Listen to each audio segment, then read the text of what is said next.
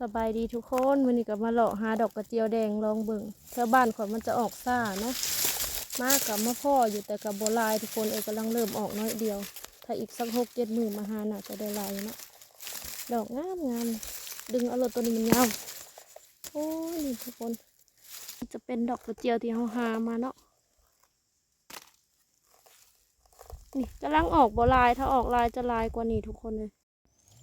ทุกคนดอกนี้งามกระเบาะอยู่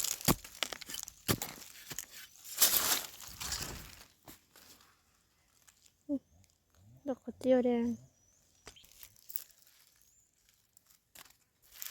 ได้พอลวกย่อนอยู่ทุกคนขนาดมันกำลังเริ่มออกถ้าออกลายๆนี่ลายๆแน่นอนโอ้พี่น้องได้พอลวกกินย่อนแล้วนี่บิดคิดว่าสีอะไรลายก็ประมาณนี้ดอกกระเจียวของเฮานี่ถ้าบ้านนอกลายกัน